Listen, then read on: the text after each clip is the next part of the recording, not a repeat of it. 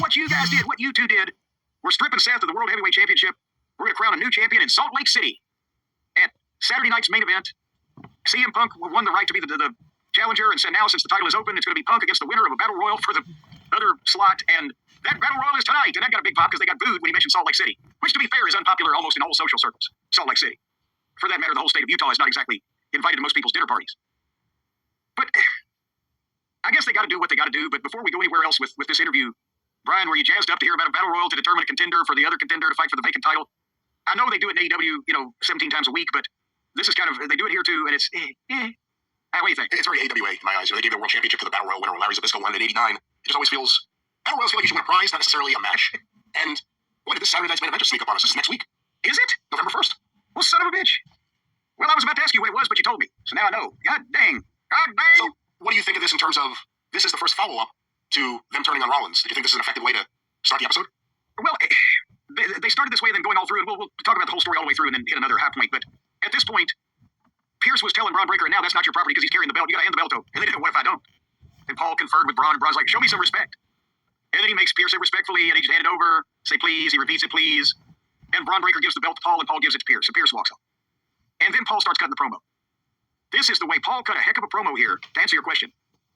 Is it a good way to use it? Paul cut a heck of a promo here, elevating these guys, mentioning their importance. He said that he pulled those moves at WrestleMania. It had nothing to do with Rollins, because Braun was the future. And Bronson Reed is better than Roman Reigns.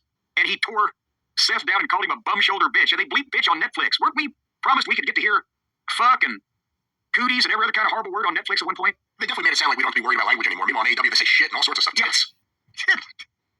But anyway, Paul's promo put Bronson and Braun over big as having what it took to be main eventers. It was good heel promo. I think it just, again, the only thing is this took like 20 fucking minutes, and anything just takes a while to get done on this program. But with Seth on the sidelines, the old Eddie Graham principle, how do I get somebody over Dusty? Dusty got to go somewhere. Seth on the sidelines, the attention being put on these two, and then later on, I believe that was the next installment in our story, yes, Pierce tells Paul that the two Brauns are out of the Battle Royal.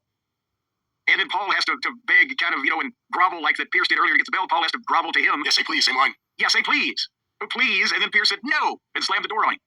If they both couldn't win, they want to go in a different direction. So it was important to not just have these two in the Battle Royal as two guys that almost made it, but whatever the fuck, right? There are bigger things in store for them. And then Becky came up and got in Paul's face, and Paul did the groveling to her, and, again, switches gears back to the humana.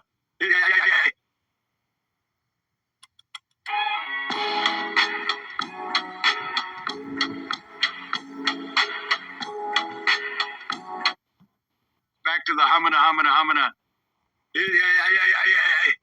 And Becky told him off. It is penguin look and self, or whatever she said to it. But even though Becky's a heel, she's also Seth's husband. So I think somebody asked the question, or we brought it up on one of the shows recently. Yeah, last week, yeah.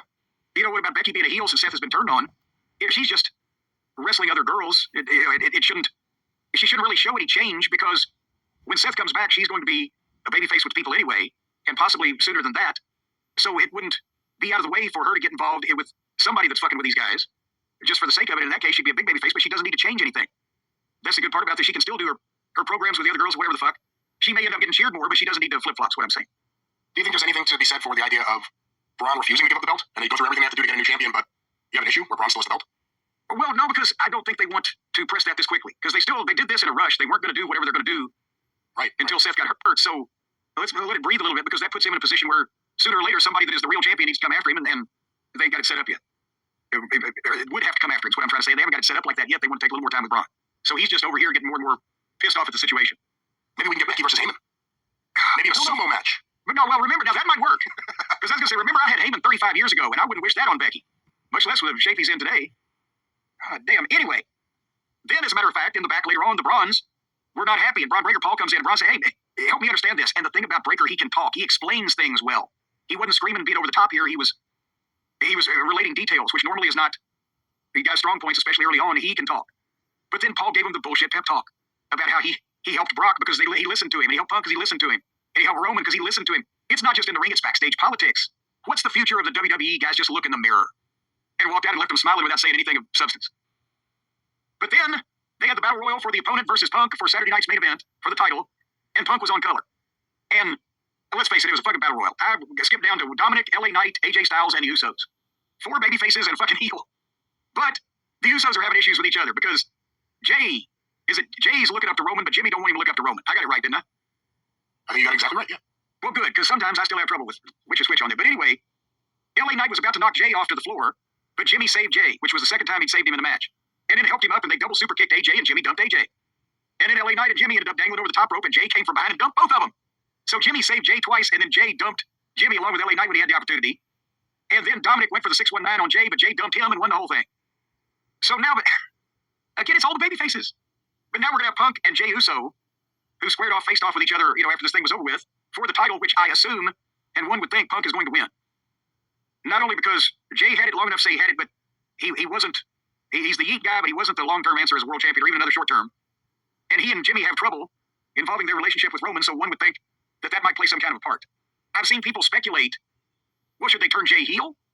And with the entrance and the merchandise and the way people like him, I don't see why they would want to do that, but I don't see why that they would want to put him in a position where he's having to wrestle one of the biggest merchandise sellers and the guy that they chant for in the whole company, CM Punk. But here we are. Brian, was there a question there that I asked you? No. Well, let me try one. Yeah, I don't think there was. Was there? We think Punk needs to win this. We don't need to put the belt back on Jay, do we? Doesn't Punk need to win this for potentially some type of interaction with Heyman's vision at some point soon or something? Well, let me say this first. I wish Punk wasn't so over, because I'm kind of getting sick of babyface Punk. I'm ready for him to just be evil and do some sick shit, cut some mean promos. But he's super over and you can't change it right now. It'd be stupid. You would think, would be the person set up for the belt. It sets Seth Rollins up for a conundrum if he's still the champion when he comes back, because does he go after the belt and the man he hates in this endless feud, CM Punk? Or does he go right for the bronze and Heyman? I don't think Jey Uso should get the belt again. It's weird. He was world champion just yesterday. It doesn't even feel like that. It just feels like he kind of went right back to where he was. And I'm not saying that's the wrong place for him to be. However, I think Punk is sometimes more effective chasing than having as a babyface. But I don't know. What do you think? Well, since they're all interacting on the same show in the same space, I'm wondering if they want to coronate Braun Breaker, if a win over Punk for a major title might not be the way to do it. But I might be getting ahead of myself because they might not be ready to do it then. Has anyone said how long Rollins is supposed to be out for? No, but when they say major surgery, one would imagine that at this point in time, WrestleMania would be pushing it. Did he break his femur? I really don't know. Major surgery, got his brain removed and put back in his head and returned to the ring. Well, no, the shoulder reconstruction, November, December, January, February, March. Didn't they make WrestleMania later in the year, next year? Or in April, yeah. Mid to late April. 5.5 months. It may be doable, but, they may not know in time to make concrete plans that they feel comfortable with. Are you looking to watch film videos? I recently come across an incredible app that let you watch unlimited film videos for free. It's super easy.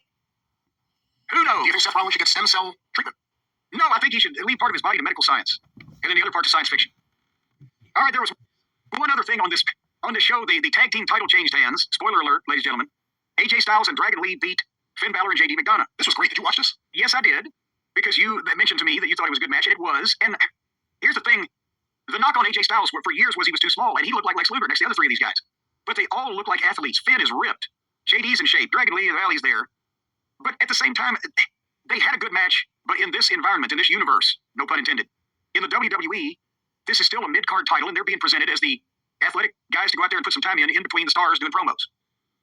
And I'm wondering, since Tony Khan had an unlimited budget, as we've come to find out, could spend as much money as he wanted to, and if he hadn't taken advice from people as diverse Dave and Kenny and the Cucamonga kids on hiring all their friends and favorites, is this what AEW could have been? Smaller guys that are in shape and trained well, that are athletes, that have good-looking work, that's a faster pace, and more serious matches that make sense, and no indie garbage, no ridiculous comedy. Is this what these four guys outperformed 90% of the AEW roster when it comes to professionalism, executing the moves with a safety factor where nobody else they kept it in the ring. Is this? I guess what I'm saying was, if Tony had concentrated on a coherent plan to have a general style of wrestling and offshoots that may complement that general style of younger, faster-paced guys, better athletes doing more shit than the other company, without resorting to the comedy, the silliness, and the garbage, is this what AEW might have been? Were these guys, who can't be stars in this environment because of the way that everything else is presented, and yes, I know Finn's been a champion, but I'm saying they can't be, neither one of the four of these guys can right now at this point in time be the top guy or one of the top singles guys in WWE. But they can't be presented that way on this television. Since they're all talented, if they were presented that way on another television, would these guys be able to be top stars in that environment? Is this maybe what AEW could have been if they weren't just all friends with a bunch of indie wannabes? I don't know, because at the end of the day, it also comes down to the management and Tony and the roster he picked, but this is what it probably, in a lot of ways, should have been as an alternative, but WWE adopted a lot of the things that became popular on the indies and which led to AEW. The other thing is, people sometimes jump on you, especially, for pointing out someone smaller. We brought up Marco Stunt earlier, that's an extreme example. But Jack Perry, Young Bucks, there's been a whole bunch, Daniel Garcia, a whole bunch of examples. We were Yuta. It doesn't mean short. necessarily. You know, I mean, there are lots of wrestling greats that were short. They didn't wrestle like it, and they looked like athletes, like you said. So J.D. McDonough, was he 5'7", maybe at the most? Finn Balor, maybe at the most? But they look like athletes the same way in his day Wild Red Berry would have looked like an athlete. You know what I mean? Danny McShane wasn't a big guy, but there's a difference. Finn Balor looks better than the Dynamite Kid did at his body weight and more ripped, but before Dynamite discovered, heavy steroids. But it's not about height or weight or even height and weight. It's about the height with the weight, with the build, and the aura that you project. Yeah, Marco Stunt, in the early days of AEW, when you criticized him, some of the feedback you got, and I think even from Dave Meltzer, was, oh, Rey Mysterio's only 5'2". How could you just dismiss someone for being small in stature? And your argument was, not everyone's Rey Mysterio Jr. Yeah, that was a special talent. He wasn't just one of many. He was one of one. And then there were people on Twitter putting up pictures side by side where even Ray still looked like goddamn Lex Luger physically next to Marco Stunt. But yeah, I thought this was a really good match. AJ's having a little bit of a moment. With the fans anticipating the winding down of his career, the Cena match, the reaction in Japan that I read about. And here, AJ's kind of having a little bit of a renaissance here at the end. Well, he's a renaissance man. And, that was... Oh, yeah, Dominic. Dominic beat Rusev here on this program. What, did you see he got a neck tattoo now? I didn't actually look close enough to notice that. He's another one of these guys. Well, between his full body outfit and his long hair, I wasn't looking at his neck. I don't know, what am I, a vampire? Stop doing this. Unless you're going to start a punk band or something. Stop getting tattoos on your fucking necks, guys. Jesus.